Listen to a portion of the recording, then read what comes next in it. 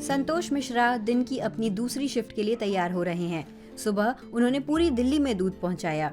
अब दोपहर में एक बड़ी डिलीवरी सर्विस के लिए पैकेज ले जाने हैं और इस काम के लिए उनके पास है बिजली चलित वाहन यानी ईवी। ईवी में अच्छा है, भी पॉल्यूशन नहीं होता है उससे और पेट्रोल से बेटर है। इलेक्ट्रिक बेस्ड लॉजिस्टिक मुहैया कराने वाली कंपनी जिंगो के 1800 ड्राइवरों में से एक संतोष भी हैं। कंपनी के संस्थापकों के मुताबिक लास्ट माइल डिलीवरी सेवा को इलेक्ट्रीफाई करने का उनका मिशन है। इस सेवा से आशय उन वाहनों से है जो दूध, ब्रेड और रोजमर्रा की जरूरत का सामान दुकानों और घर तक पहुंचाते हैं। लास्ट माइल डिलीवरी इकोसिस्टम भी महानगरों में वायु प्रदूषण संकट का बड़ा जिम्मेदार था, लेकिन ईवी में जीरो कार्बन एमिशन होता है, यानी कोई कार्बन डाइऑक्साइड नहीं निकलती। फास्ट डिलीवरी की मांग बढ़ने लगी है और इस चुनौती के लिए कारोबार भी तैयार हो रहे हैं। कई बिजनेस आधे से 1 घंटे की विंडो में सामान पहुंचाने की कोशिश कर रहे हैं। भारत का क्विक कॉमर्स मार्केट 2025 तक $5.5 अरब का होने की उम्मीद है, लेकिन इस रुझान की मार पड़ रही है पर्यावरण पर। एक स्वतंत्र रिसर्च ग्रुप Stand.Earth ने हाल में लास्ट माइल एमिशंस पर एक अध्ययन कराया था। इसमें दुनिया की 6 सबसे बड़ी डिलीवरी कंपनियां भी थीं। अध्ययन में पाया गया कि भारत में कुल लास्ट माइल डिलीवरी एमिशन अंदाजन 5 lakh metric ton carbon dioxide जितना था, यानी 1 लाख से ज्यादा पेट्रोल वाली गाड़ियों के सालाना CO2 उत्सर्जन के बराबर। 80% ट्रांसपोर्ट उत्सर्जन असल में हमारे ब्रीदिंग जोन में होने वाला उत्सर्जन है।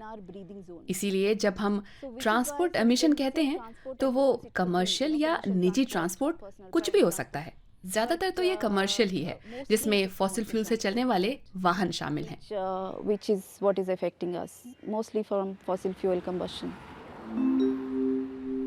दुनिया के प्रमुख शहरों में देखें तो दिल्ली की हवा की क्वालिटी भी काफी खराब है। दिल्ली प्रशासन ने समस्या से निपटने के लिए स्विच जैसे अभियान शुरू किए हैं। टैक्सी, भोजन और ई-कॉमर्स डिलीवरी सेक्टरों में कंपनियों को एक डेडलाइन दी गई है। उन्हें अप्रैल 2030 तक अपने सारे वाहन इलेक्ट्रिक करने होंगे।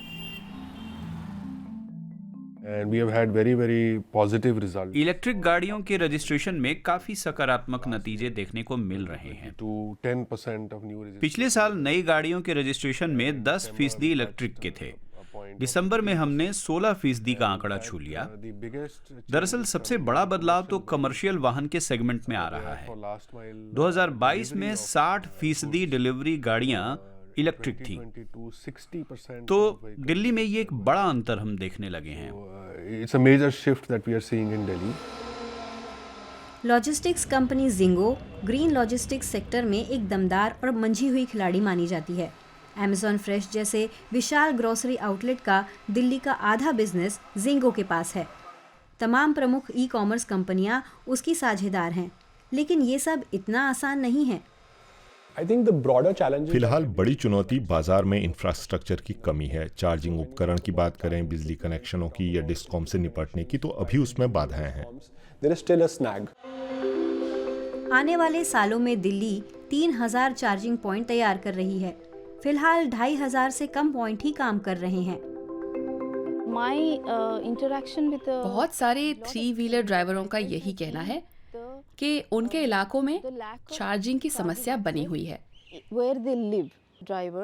इस मुश्किल से निपटने के लिए वो चाहते हैं कि या तो उनके घरों में या बेसमेंट्स में या आसपास चार्जर लगे हों, भले ही वो गेटेड कम्युनिटी में ना रहते हों।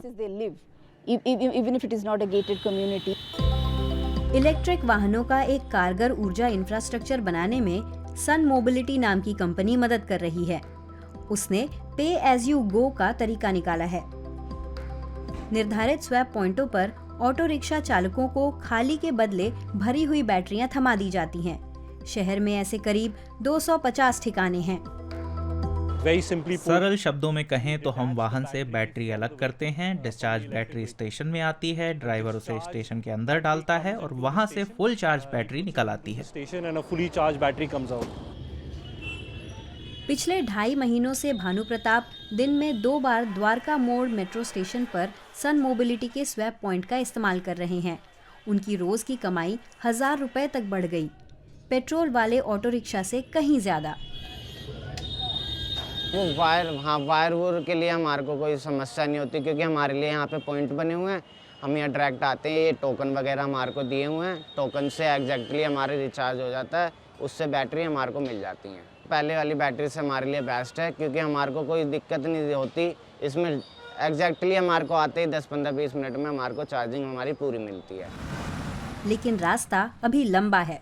भारत की ऊर्जा ज़रूरत में 75% हिस्सा जीवाश्म ईंधनों का है, यानी इलेक्ट्रिक गाड़ियां पूरी तरह से इको फ्रेंडली नहीं हो सकेंगी, लेकिन पर्यावरण के लिए पेट्रोल की गाड़ियों के मुकाबले फिर भी बेहतर हैं। दिल्ली सरकार की 2020 में लॉन्च हुई ईवी नीति का लक्ष्य 2024 तक सारे नए पंजीकरण इलेक्ट्रिक के नाम करने का है। इधर संतोष मिश्रा जैसे इलेक्ट्रिक वाहन चालक सामान के साथ साथ नए युग का पैगाम भी पहुंचा रहे हैं।